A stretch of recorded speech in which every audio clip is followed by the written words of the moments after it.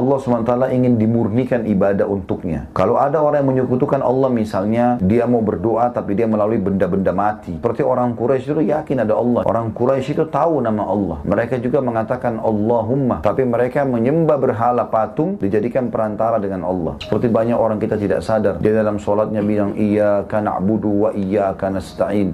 Hanya kepadamu kami menyembah. Hanya kepadamu kami minta tolong. Begitu selesai sholat, pergi kuburan sebelah masjidnya minta-minta. Baik mana komitmen tadi yang diucapkan, Iyyaka, Iyyaka, hanya untukmu, hanya untukmu. Kuburan ada adabnya. Ucapkan salam, doakan, pulang. Udah selesai, gitu kan. Itu perintah syariat kita. Tapi tidak banyak orang duduk situ minta-minta tolong kepada itu, minta supaya jodohnya dimudahkan, minta ini, minta itu. Bahkan kadang-kadang ada kuburan, subhanallah, bukan kuburan, prasasti. Bukan kuburan, makam, dibuat-buat saja. Tapi didatangi oleh banyak orang, terjadi perbuatan syirik, bahaya ini. Tawasul, dia menyebut nama Rasulullah sebagai penguat supaya doanya cepat dikabulkan. Nah, tawasul yang ini, yaitu yang bid'ah ini, apa hukumnya? Maka nanti para ulama berbeda menjadi 3 pendapat. Pertama, ada ulama yang membolehkan secara mutlak, yaitu mutlak itu untuk zatnya Rasulullah atau selain Rasulullah dari orang-orang soleh. Dan itu pendapat jumhur dari ulama Syafi'iyah, Malikiyah, Hanabilah, dan sebagian ulama dari kalangan mazhab Hanafiyah. Kemudian yang kedua, pendapat yang kedua,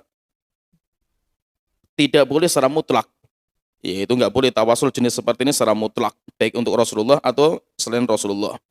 Dan itu pendapatnya Imam Abu Hanifah, dan ini yang dirujukkan sama Syekhul Islam Muhammad bin Abdul Wahhab, dan itu yang diikuti sama ulama-ulama mutakhirin, Syekh bin Baz, Syekh Utsaimin, Syekh Albani, Syekh Muqbil, dan guru saya juga, Syekh Abdul Hasan juga menguatkan pendapat ini.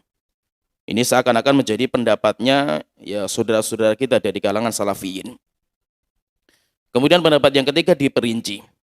Boleh untuk zatnya Rasulullah, tapi tidak boleh untuk selain Rasulullah.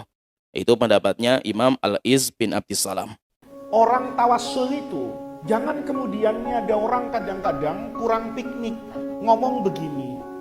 Antara kita dengan Allah itu kan bisa berdoa langsung. Allah kan tidak butuh namanya wasilah. Itu logika rusak, anak-anak. Rusaknya di mana? Ya sama aja toh. Kalau gitu ndak usah sholat. Kenapa? Memang Allah butuh sama sholatmu?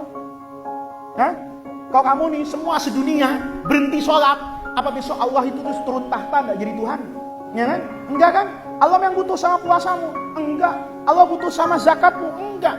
Tapi Allah yang Rahman itu menjadikan sholat seolah-olah anak tangga untuk meraih keridhaan Allah. Padahal Allah itu juga tidak butuh sholat.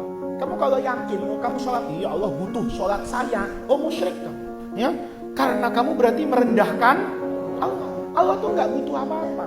Tapi dari dermawannya Allah, dari rahmannya Allah, Allah tuh ridho menerima ecek-ecek. Ini anak-anakku, ya, gambaran Allah dengan hamba itu bukan berarti kemudian Allah kan nggak butuh wasilah Pak, langsung aja. Ya sama. Kalau gitu kamu nggak usah sholat. Kalau Allah mau, Allah kasih rahmat sama kamu, nggak usah doa. Kan nggak begitu beragama. Saya sholat itu bagian dari akhlak saya kepada siapa itu? Allah. Saya puasa itu akhlak saya kepada Allah, bukan akhlak Allah kepada saya. Saya kemudian menyebut nama orang soleh, itu juga bagian dari apa ini? Akhlak saya kepada Allah. Saya ngomong, ya Allah, saya kalau berdoa ini tidak pantas ya Allah untuk diterima. Siapa saya dengan begitu banyak maksiat? Tapi saya berdoa ini ya Allah, membawa hamba yang soleh yang engkau cintai, misalnya dalam hal ini Rasulullah Sallallahu Alaihi Wasallam. Jadi itulah anak-anakku sejatinya tawassul.